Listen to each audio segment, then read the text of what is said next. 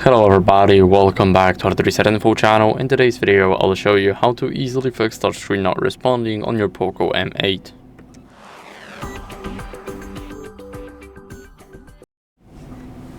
So first, what you guys want to do is go over and remove the screen protector or a case because it can cause a lot of interference, and let me explain why.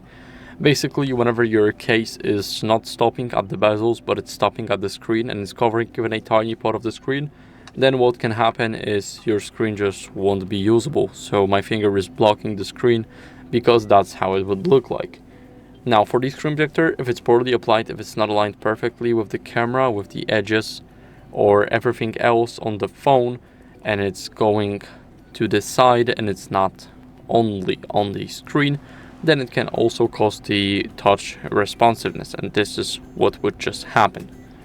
Now what we can do, we can remove them and we can easily start cleaning our screen to remove any debris, moisture and everything here, also including the fingerprints.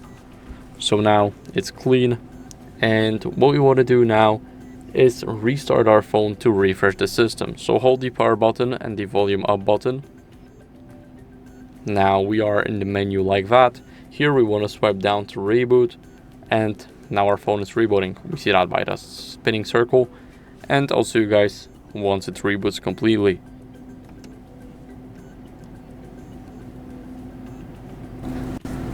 Now after the phone restart, what are we gonna do is we're gonna check for updates.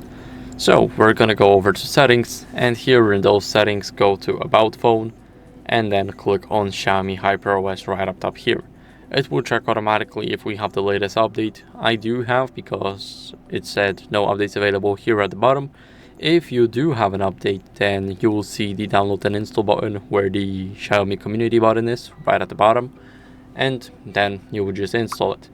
So that's it for the video. I hope it was helpful. If it was, then leave a like, subscription and a comment, and I'll see you in the next one. Bye.